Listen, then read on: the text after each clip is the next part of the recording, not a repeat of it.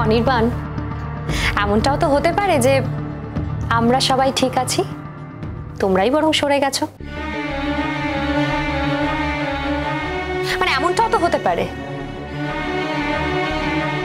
হ্যাঁ, ভাবা যায়, কিন্তু যে কারণকে ঘিরে এই কথাগুলো উঠছে সেই কারণে তো আমাদের সরে আসারই কথা, তাই না?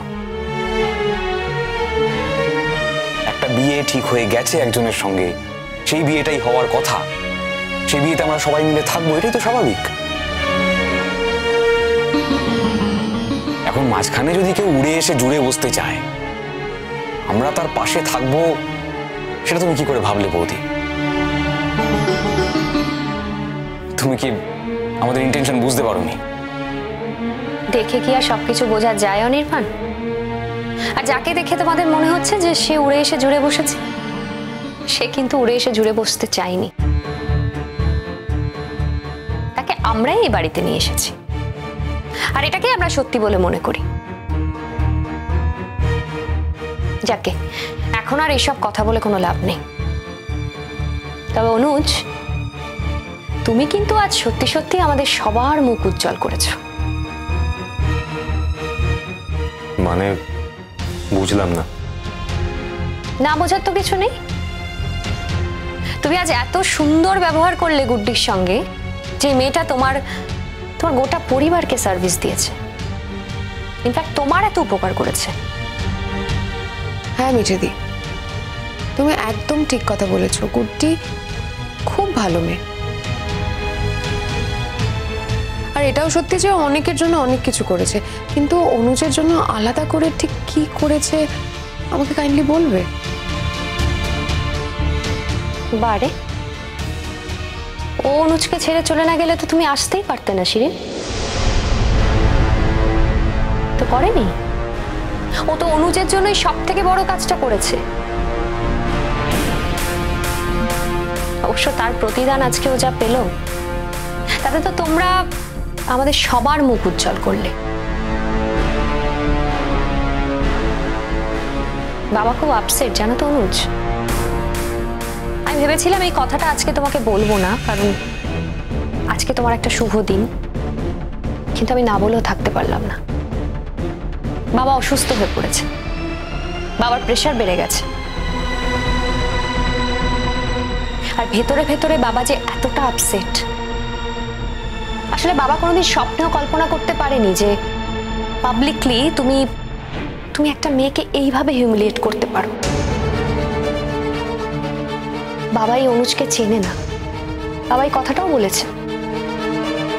দেখো, যে তোমার জীবনে নেই, যে তোমার জীবন থেকে চলে গেছে, তার সাথে অ্যাক্সিডেন্টালি একটা ধাক্কা লেগেছে বলে এতটা খারাপ ব্যবহার তুমি না করলেও পারতে অনুজ।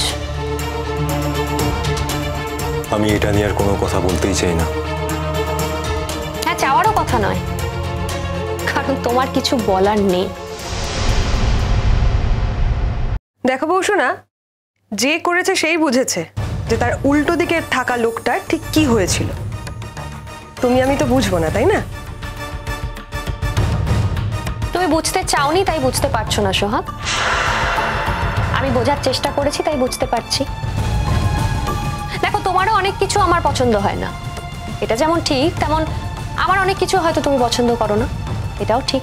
তাই তোমাকে আমাকে একদল কখনোই ভেবো না সোহাগ। তুমি তোমার জায়গা থেকে সরবে না, আবার আমিও আমার জায়গা থেকে সরবো না। তাই কখনো কখনো হয়তো আমরা সমান্তরাল ভাবে চলবো। হ্যাঁ, এটা ঠিক, তুমি এই বাড়ির মেয়ে, তাই এই বাড়ির সমস্ত ব্যাপারে তোমার অধিকার আছে, আর তোমার সেই অধিকারকে আমি কখনোই ক্ষুণ্ণ করব না। কিন্তু আমরা সবাই মিলে একজনের অধিকার ক্ষুণ্ণ করেছি সোহাগ। তাই সেই অধিকার ক্ষুণ্ণ হওয়া মেয়ের মর্যাদাটা আমি চোখের সামনে থেকে দেখেছি। আর যদি গুড্ডির সেই অধিকারটা থাকতো এই বাড়িতে, তাহলে অনুজ কখনোই ওর সঙ্গে এই ব্যবহারটা করতে পারতো না। তখন তুই কি এক কথা বলছো? আমি কি ব্যবহার করেছি কি না করেছি সেটা আমি জানি। আর কেউ গায়ের উপর এসে পড়লে আমি কিছু বলবো না? দেখে হাঁটবে না মানুষ? ভাইয়া থাক না, এখন কি আর এসব কথা বলার কোনো মানে আছে? ঘটনা যা ঘটার সে তো মিটে গেছে। ঘটনাটা মিটে গেছে, কিন্তু তার রেশটা মেটেনি। আমি বুঝতে পারছি না, আমার বিয়েতে মানে আমি লক্ষ্য করলাম যে বেশিরভাগ কথাই হচ্ছে গুড্ডিকে নিয়ে, কথা আসছেই গুড্ডিকে নিয়ে। এটাই কি আমি ডিজার্ভ করি? এটা ডিজার্ভ করা না করার ব্যাপার নয় শিরিন। গুড্ডিকে নিয়ে কথা হচ্ছে তার কারণ গুড্ডির অস্তিত্ব এই গোটা বাড়িতে জড়িয়ে আছে। এমনকি গুড্ডির সঙ্গে অনুজের জীবনের অস্তিত্ব জড়িয়ে আছে। তাই অনুজ মুখে যতই গুড্ডিকে অপমান করুক, সেই অস্তিত্বকে কখনোই অস্বীকার করতে পারবে না। অস্তিত্বটা জড়িয়ে আছে মানে? ছিল বলো? এসব কোনো অস্তিত্ব কিছুই নয়। এগুলো অনেক বড় শব্দ বৌসোনা। কিছুদিনের জন্য লোক দেখানো একটা বিয়ের সম্পর্ক ছিল মাত্র। তুমি বুঝবে না সোহাগ, আর তোমাকে বোঝানো আমার কাজও নয়। মিঠিদি, আমি একটু বুঝতে চাই। যদি সত্যি বুঝতে চাও তাহলে বলি। দেখো, যেদিন থেকে গুড্ডি অনুজের বউ হয়ে এই বাড়িতে এসেছে, সেদিন থেকে কিন্তু অনুজের জীবনের সঙ্গে গুড্ডির জীবন জড়িয়ে গেছে। হ্যাঁ, আজ হয়তো ডিভোর্স হয়ে গেছে, কিন্তু ডিভোর্স হয়ে গেলেও গুড্ডির পরিচয় হলো অনুজের এক্স ওয়াইফ। তাই ওয়াইফ শব্দটা কিন্তু তুমি চাইলেও কখনো বাদ দিতে পারবে না। একে তো জড়িয়ে যাওয়াই বলে, তাই না? অধিকারের দিক থেকেও কিন্তু সমস্ত রকম অধিকারও পেতে পারে, তো এটাকেও তো এক প্রকার জড়িয়ে যাওয়াই বলে। দেখো, কে অধিকার দিল আর কে অধিকার নিল না, সেটা একান্তই সেই দুজনের ব্যাপার। তবে খাতায় কলমে ওদের দুজনের জীবনেই দুজনের অস্তিত্ব আছে। না, আমি তোমাকে হার্ট করে কথাগুলো বলছি না। তবে কি বলতো, সত্যিটাকে জেনে যদি তুমি, সত্যিটাকে অ্যাকসেপ্ট করে যদি তুমি তোমার জীবন শুরু করো না, তাহলে তুমিই খুশি থাকবে। তোমার অযথা এক্সপেকটেশন তৈরি হবে না, সেই জন্যই আমি বলছি। যাকে অনেক কথা হলো, তোমরা আর দেরি করো না। আমিও খুব টায়ার্ড, আমার খুব ঘুম পাচ্ছে।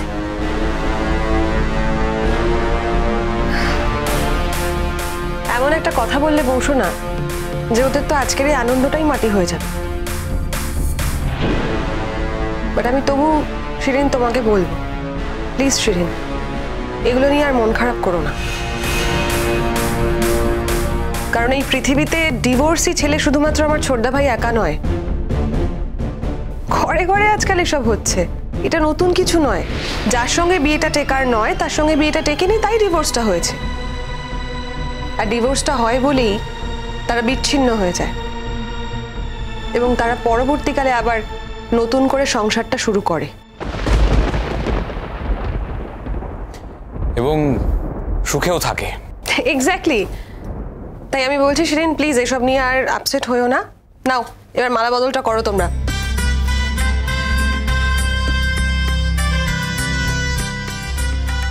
এই নাও ভাইয়া, ধরো।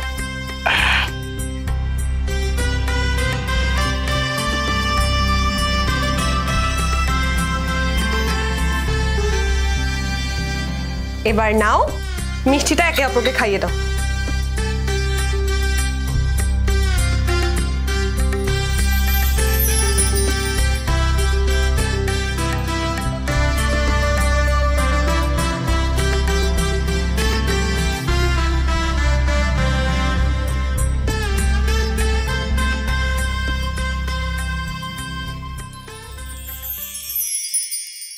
কি হলো? কত পার্সেন্ট পেলে?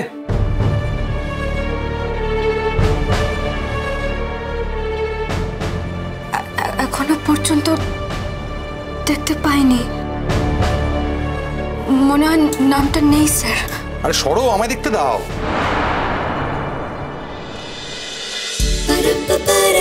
গুড্ডি গুড্ডি